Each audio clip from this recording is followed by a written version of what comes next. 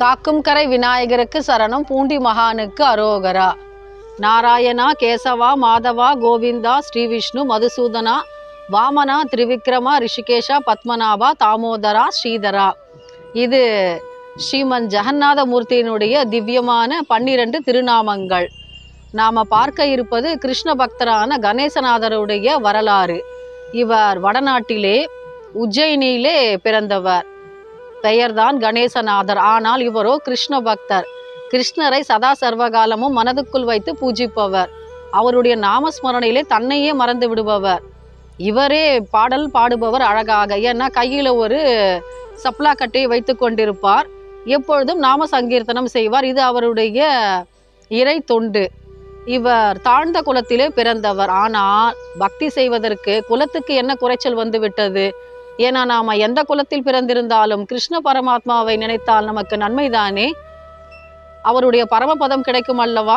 அதனால் இவர் என்ன நினைக்கிறாரு, நாம் இந்த உஜ்ஜயினியில் இருப்பதை விட பாண்டுரங்க விட்டலன் எங்கே இருக்கிறான்? பண்டரிபுரத்தில் அல்லவா இருக்கிறான். நாம் அங்கே போயிட்டு நாமஸ்மரணை செய்தால் என்ன அப்படின்ற ஒரு முடிவுக்கு வந்து விட்டார். இவருக்கென்று சொந்தமாக வீடு உண்டு அந்த நகரத்திலே. ஆனால் இவர் என்ன பண்ணுறாரு, தன்னுடைய சொத்து சுகமெல்லாம் இருந்தால் நாம் இறைவனை துதிக்க மாட்டோம் அல்லவா, மறந்து விடுவோம் அல்லவா, முழு நேரமும் நாம் நாம சங்கீர்த்தனத்தில் ஈடுபடலான்ற ஒரு முடிவுக்கு வந்துட்டார். அதனால் அவர் என்ன பண்ணுறாரு, தன்னுடைய உடைமைகளை எல்லாம் அவர் தானமாக வழங்கிவிட்டார் ஏழை எளிய மக்களுக்கு. இவர் கிளம்பி பண்டரிபுரம் வந்து விடுகிறார். அங்கே உட்கார்ந்து அவர் நாமஸ்மரணை செய்கிறார். இதில் சிறப்பு என்னன்னா, இவர் பாடுகின்ற பாடலை கேட்க மக்கள் கூட்டம் கூட்டமாக வருகிறார்களாம். இவருடைய உன்னத குணநலன்களை ரொம்பவும் பாராட்டி பேசுகிறாங்களாம். இந்த செய்தி சத்ரபதி சிவாஜிக்கு தெரிய வந்தது. அவருக்கு நாம் சொல்லணுமா? அவரே பெரிய கிருஷ்ண பக்தர் அல்லவா? ஏன்னா அவருடைய குரு சமர்த்த ராமதாசர், அவர் ராம பக்தர்.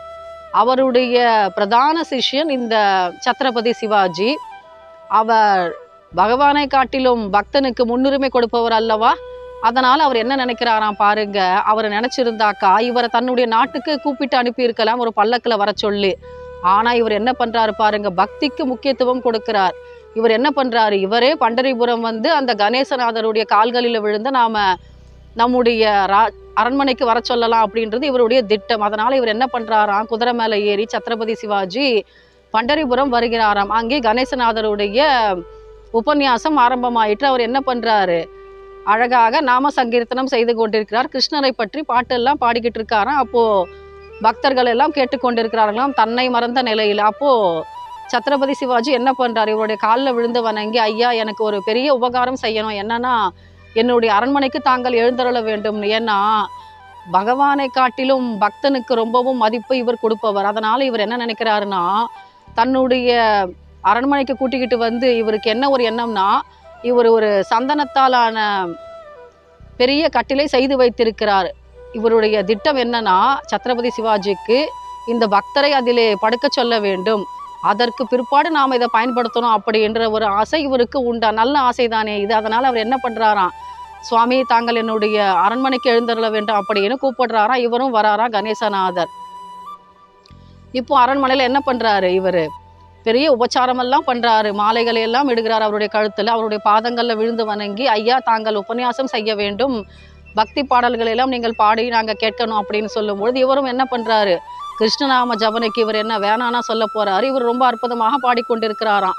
இதெல்லாம் முடிந்தவுடன் என்ன சொல்கிறார் அவர், ஐயா உங்களுக்காக ஒரு பெரிய அறையை ஒதுக்கி இருக்கிறேன், அந்த சந்தன மரத்தாலான கட்டில் தாங்கள் படுத்து உறங்க வேண்டும், இது என்னுடைய ஒரு பெரிய வேண்டுகோள் அப்படின்னு சொல்லும்பொழுது இவர் என்ன பண்ணுறாரு பாருங்க, அந்த இடத்துல ரொம்ப நிதானமாக இருக்கார் கணேசநாதர். ராஜா சொல்லிட்டாருன்னு இவர் என்ன பண்ணுறாரு, கட்டில் அமர்ந்து படுக்கவில்லை, அது மேலே செங்கற்களை பரப்பி வைத்து கொண்டிருக்கிறாராம். அதற்கு மேலே ஏறி இவர் தியானம் செய்து கொண்டிருக்கிறாராம். இது தெரியாது சத்ரபதி சிவாஜிக்கு. அவர் என்ன நினைக்கிறாருன்னா, மிகப்பெரிய பக்தர் இவர், இந்த கிருஷ்ண பக்தர் படுத்து உறங்கிய அந்த மஞ்சத்தில் நாம் படுத்து உறங்கினாக்கா நமக்கு சர்வ மங்கலங்களும் உண்டாகும் அப்படின்றது இவருடைய எண்ணம். இந்த எண்ணம் தப்பு கிடையாது. ஏன்னா இவர் பக்தருக்கு மரியாதை கொடுக்கிறார். ஆனால் கணேசநாதர் என்ன பண்ணுறாரு, அந்த சந்தன மரக்கட்டில் படுக்கவில்லை, ஆனால் அதிலே செங்கற்களை பரப்பி வைத்து அதன் மேல் அமர்ந்து தியானம் செய்து கொண்டிருக்கிறாராம். மறுநாள் காலையில் என்ன பண்ணுறார், ரொம்ப ஆவலாக சத்ரபதி சிவாஜி அவருடைய அறைக்கு போய் பார்த்தாக்கா இவர் என்ன பண்ணிக்கிட்டு இருக்காருன்னா தியானம் செஞ்சுக்கிட்டு இருக்காராம்.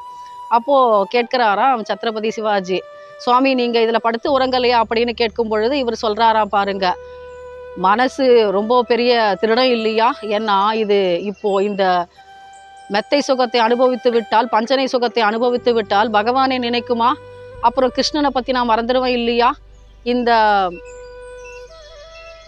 இந்த 5 புலன்கள் இருக்கின்றதல்லவா, அதை போல பெரிய கள்வர்கள் இந்த உலகத்திலேயே கிடையாது. ஏன்னா இதுங்க என்னென்ன பண்ணும், எதுக்கு சுகத்துக்கு அடிமையாயிடும்னாக்கா, பார்த்த உடனே கண்ணு ஒரு அழகான பொருள் மேலே ஆசை கொண்டு விடும், மனமும் அதையே நினைக்கும். அப்புறமா நான் பகவானை நினைப்பது ஏது? ஏன்னா கிருஷ்ண பரமாத்மாவை பிடித்தால்தான் நான் பரமபதத்தை பிடிக்க முடியும்.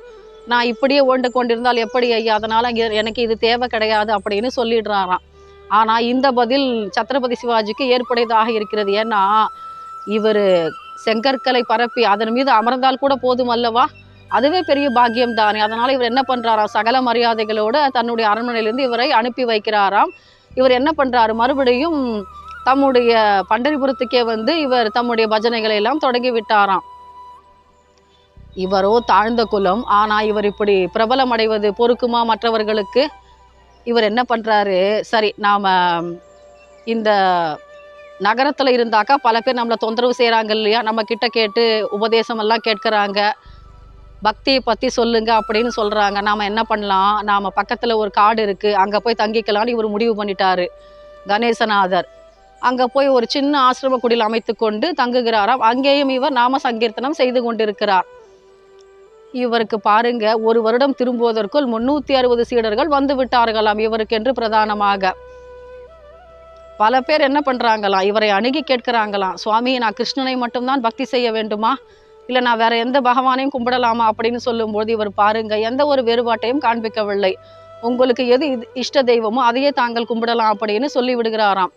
இப்படி இவர் சொல்றாரு இல்லையா, நல்ல உபதேசம் எல்லாம், இதெல்லாம் பொறுக்கவில்லை மற்றவர்களுக்கு. அதில் ஒரு பெரிய கோஷ்டி இருக்குது, இவங்க பொறாமை பிடிச்ச கும்பல்.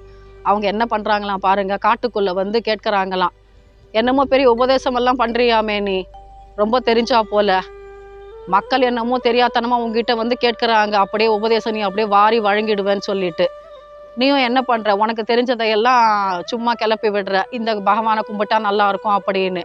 அவங்களாம் என்ன பண்ணுறாங்க, விளக்குல விழுந்த விட்டில் பூச்சி மாதிரி உங்ககிட்ட வந்து விழுந்துடுறாங்க. எத்தனை குடும்பத்தை கெடுத்தியோ நீ, இங்கே வந்து உட்கார்ந்துக்கிட்டு இருக்கியே, உன்னை நாங்கள் அப்படியே விட்டுடுவோம்னு நினச்சியா? நீ பெரிய பக்தன்னு சொல்லிக்கிறல்ல, அப்படியே நீ கையை வச்சாக்கா அப்படியே எல்லாருக்கும் அப்படியே பக்தி அப்படியே பிரவாகமாக கிளம்பி வந்துடும்னு சொல்கிறாங்க இல்லையா? அப்படியே அது உண்மையாக இருந்தாக்கா எங்களுக்கு நிரூபித்து காட்டிடம் பார்க்கலாம். ஆனால் நீ மட்டும் நிரூபித்து காண்பிக்கலன்னு வச்சுக்கோ, இங்கேயே உன்னை கலபலி செய்யவும் நாங்கள் தயங்க மாட்டோம் அப்படின்னு சொல்கிறாங்களாம். இவராக பார்க்குறாரு பொறுமையாக கணேசநாதர். இப்போ என்னப்பா, நான் உங்களுக்கு நிரூபித்து காண்பிக்கணும் அவ்வளவுதானே. ஒரு மரம் இருக்கான் பக்கத்தில், ஏன்னா நிறைய மரங்கள் இருக்கும் இல்லையா காட்டில், அதனால். அப்போ என்ன பண்ணுறாரு பாருங்க இவர், நான் என்ன செஞ்சால் நீங்கள் ஒத்துக்குவீங்க அப்படின்னு கேட்கும் பொழுது, நீ சொல்கிற இல்லையா, நீ அப்படியே உபதேசம் பண்ணாக்கா எல்லாரும் கேட்பாங்கன்னு, அப்போ இந்த மரத்தை கேட்க சொல்ல பார்க்கலாம் அப்படின்னு உடனே இவர் என்ன பண்ணுறாரு, அந்த மரத்து மேலே கையை வச்சு கிருஷ்ணனுடைய நாமத்தை சொல்கிறார். அப்புறம் என்ன பண்ணுறாருன்னா, சாப்பாடு எடுத்துன்னு வந்து அந்த மரத்துக்கிட்ட வைக்கிறாராம். அப்போ அந்த மரத்துலேருந்து ஒரு பிளவு தோன்றுகிறதாம். அந்த பிளவில் அந்த சாப்பாடெல்லாம் அந்த மரம் சாப்பிட்டு விடுகிறதாம். இவங்கெல்லாம் பயந்து போயிட்டாங்க. ஏன்னா நாம் என்னமோ நினச்சிக்கிட்டு வந்தோம், இவர் மேலே ஏதோ பொறாமை கொண்டு ஏதாவது நம்ம தூஷணம் செய்யலாம்னு. ஆனால் இவர் என்ன பண்ணுறாரு, கிருஷ்ண பக்தன் என்பதை நிரூபித்து விட்டார் அல்லவா, அதனால் அமைதியாக திரும்பி போய் விடுகிறார்களாம். சரி, இப்போ இது ஒரு நிகழ்வு நடந்து விட்டதா, இவர் என்ன பண்ணுறார், அதை பற்றி சற்றும் வருத்தம் அடையவில்லை. மறுபடியும் தன்னுடைய கிருஷ்ணநாம ஜபத்தை தொடங்கி விட்டார் வழக்கம் போல. இப்போ என்ன பண்ணுறாங்கன்னா, ஒரு நாள் இவர் உட்கார்ந்துக்கிட்டு நாம ஜபம் செய்து கொண்டிருக்கிறார், கையிலே சப்ளாக்கட்டை வைத்து கொண்டிருக்கிறார். அப்போது ஒரு அந்தனர் கேட்கிறாராம், அப்பா நீ குலத்தில் தாழ்ந்தவன் தானே, நீ கிருஷ்ண பரமாத்மாவை கும்பிட்டா அப்படியே வைகுந்தம் உனக்காக அப்படியே வாசல் கதவை திறந்தா வச்சுக்கிட்டு இருக்க போது, சும்மா தான் அப்படியே நடிக்கிறியப்பா நீ கிருஷ்ண பக்தன் மாதிரி, என்ன இருந்தாலும் நீ தாழ்ந்த குலத்தில் பிறந்தவன் தானே, உனக்கு என்ன தெரியும், நீ எப்படியும் நல்ல கதி அடைய போகிறது கிடையாது, கிருஷ்ணனை கும்பிட்டா மாத்திரம் அப்படியே நீ போயிடுவியா பரமபதத்துக்கு அப்படின்னு ரொம்ப இழிவாக பேசுகிறாங்களாம். இவர் அமைதியாக இருக்காராம். இவர் சொல்கிறாராம், ஐயா நீங்கள் சொல்கிறீங்க இல்லையா, நீ அந்தனர்னு சொல்லிட்டு, ஒரு அந்தன குலத்தில் ஒருத்தன் பிறந்துட்டான், ஆனால் அவன் பஞ்சமா பாதகங்களை பண்ணுறான், அப்படின்னா அவனுக்கு நற்கதி கிடைக்குமா? ஆனால் தாழ்ந்த குலத்தில் பிறந்தாலும் ஒருத்தன் நல்ல நடத்தை வைத்து கொண்டிருக்கிறான், அவனுடைய பாதத்தூளி பட்டாளி புல் பூண்டுகள் எல்லாம் நல்ல நிலைக்கு வந்து விடும் அல்லவா, அப்படித்தானேன்னு சொல்கிறார். ஆனால் இவங்க நம்ப மாட்டேன்றாரு இந்த அந்தனர். ஏன்னா நீ என்ன வேணா சொல்லுப்பா, நீ என்ன இருந்தாலும் தாழ்ந்த குலம் தானே, நீ எல்லாம் உபதேசமெல்லாம் செய்ய வேண்டியது கிடையாது, உன் நாம சங்கீர்த்தனத்துக்கெல்லாம் மதிப்பு கிடையாது அப்படின்னா நான் இவர் சொல்லி பார்க்கிறாரு கணேசநாதர். ஏன்னா நாம் மகாபாரதத்திலையும் கேள்விப்பட்டிருக்கலாம், யட்ச பிரச்சனத்தில் ஒரு வார்த்தை வரும். தர்மர்கிட்ட கேட்பார் அந்த யட்சன், ஒருத்தன் குலத்தால் நல்ல கதி அடைகிறானா எப்படின்னு கேட்கும் பொழுது தர்மர் சொல்கிறாரு, ஒருத்தன் பிறப்பினால் உயர்ந்த நிலைக்கு வர முடியாது, தாழ்ந்த குலமாயிருந்தாலும் பிரம்மத்தை உணர்ந்தவனே ஞானி, அவனே பிராமணன் அப்படின்ற ஒரு அருமையான விளக்கத்தை கொடுத்திருப்பார். இவர் பிராமணராக இருந்தாலும் இந்த இழிகுலத்தில் பிறந்தவர் அப்படின்னு இவரை ரொம்பவும் கேவலமாக பேசும்பொழுது இவர் என்ன பண்ணுறாரு பாருங்க. அதற்கும் இவர் பதில் வைத்திருக்கிறார். என்னன்னா, இவர் நாம சங்கீர்த்தனம் செய்கிறாராம், தொடர்ந்து கிருஷ்ணனை தியானம் செய்து கொண்டு. அப்போ என்ன நடக்குது பாருங்க, சுற்றி இருக்கக்கூடிய செடி கொடிகள் புல் பூண்டுகளுக்கெல்லாம் ஒரு நல்ல நிலை வந்து விட்டது, நல்ல வைப்ரேஷன் வந்து விட்டது அந்த இடத்த சுற்றி. அப்போ என்னன்னா, இவர் பாட்டு பாடிக்கிட்டு இருக்கும் பொழுது கிருஷ்ணா மதுசூதனான்னு பாடிக்கிட்டு இருக்கும் பொழுது ஹரிநாராயணா ஹரிநாராயணா என்று பாடிக்கொண்டே இருக்கிறாராம். அப்பொழுது இவருடைய இந்த சப்ளா கட்டைக்கு தாளத்துக்கு ஏற்றாற் போல அங்கே இருக்கக்கூடிய கற்கள் எல்லாம் தானாகவே சப்தமிடுகின்றனவாம். இதை பார்த்த உடனே இவருக்கு வாயடைத்து போய்விட்டது. ஏன்னா கிருஷ்ணநாம ஜபம்னா நாம் ஏதோ நினச்சிக்கிட்டு இருக்கோம், சும்மா பண்ணிக்கிட்டு இருக்காங்க அப்படின்னா அதற்கும் உயிர் உண்டு, அதற்கும் சக்தி உண்டு என்று நிரூபித்து காட்டினார் கணேசநாதர். இப்போ அந்த அந்தனர் வாயடைத்து போய்விட்டார். ஏன்னா நாம் முன்னாடியே பார்த்துருக்கிறோம், காட்டுலேயும் அவங்க என்ன பண்ணுறாங்க, துஷ்டர்கள் உன்னை களப்பலி கொடுக்க போகிறோன்னு சொல்லும்போது இவர் என்ன பண்ணுறாரு, மரத்துக்கு சாப்பாடு கொடுக்குறார். அங்கேருந்து ஒரு வெடிப்பு தோன்றி அந்த மரம் சாப்பிட்டு விட்டதல்லவா. இங்கேயும் நிரூபிக்கின்றார் என்னன்னா, இந்த பிரபஞ்சத்தில் இருக்கக்கூடிய அத்தனை பொருட்களுக்கும் சக்தி உண்டு, அவைகள் பார்த்து கொண்டு தான் இருக்கின்றன. ஒவ்வொரு மனிதனையும் அவன் பக்தி செய்கிறானா ஏமாற்றுகின்றானா என்று அவர்களுக்கு தெரியாதா இவர் உண்மையான கிருஷ்ண பக்தனா என்று? இப்பொழுது அத்தனை பேரும் அத்தாட்சி கொடுத்து விட்டார்கள் அல்லவா இவர் கிருஷ்ண பக்தர் என்று. இப்போ இந்த அந்தனர் ஒப்புக்கொள்கிறார், காலில் விழுந்து மன்னிப்பு கேட்கிறார், ஐயா நான் தெரியாமல் செய்து விட்டேன் ஐயா அப்படின்னு. நாம் இது மாத்திரம் பெருமையாக சொல்லிக்க கூடாது. ஏன்னா இவர் வாழ்ந்த இந்த உஜ்ஜயினி நகரில் இவருடைய வீடே இப்பொழுது பகவானுடைய ஆலயம் போல பிரகாசிக்கிறது, அங்கேயும் பக்தர்கள் கூட்டம் அலைமோதுகிறது. இதுவே கணேசநாதருடைய அருமையான ஒரு பக்தி செய்த பெருமை. ஏன்னா ஒரு பாட்டு பாடியிருப்பார் திருநாவுக்கரசு பெருமான் தேவாரத்தில், சங்கநிதி பதுமநிதி இரண்டும் தந்து தரணியோடு வானால தருவாரேனும் மங்குவார் அவர் செல்வம் மதிப்போம் அல்லோம், ஆவுரித்து தின்றுழலும் புலையரேனும் கங்கைவார் சடை கறந்தார்க்கு அன்பராகில் அவர் கண்டீர் நாம் வணங்கும் கடவுளாரேன். என்ன சொல்லியிருப்பாருன்னா, நீங்கள் சங்கநிதி பதுமநிதி கொடுத்தா கூட எனக்கு அந்த பொருள் வேண்டாமப்பா, என்ன வேண்டும்னா தாழ்ந்த குலத்தில் பிறந்திருந்தாலும் அவன் பசுவை உரித்து செய்கின்ற ஒரு தொழிலை செய்திருந்தாலும் அவன் மகாதேவனுடைய பக்தன் என்று சொன்னால் அவனுடைய உறவே எனக்கு போதும் அப்படின்ற மாதிரியான அருமையான தேவார பதிகத்தை திருநாவுக்கரசு பெருமான் இயற்றியிருப்பார். அதுபோல குலத்திலே நாம் தாழ்ந்தவர்னு சொல்லிக்கலாம், ஆனால் இவர் பக்தியிலே உயர்ந்தவராகிவிட்டார் அல்லவா. நாமும் கணேசநாதருடைய திருவடிகளை வணங்கி கிருஷ்ணனை பூஜிப்போமாக. மீண்டும் சந்திப்போம் ஒரு அருமையான பக்தருடைய பதிவிலே. காக்கும் கரை விநாயகருக்கு சரணம், பூண்டி மகானுக்கு அரோகரா.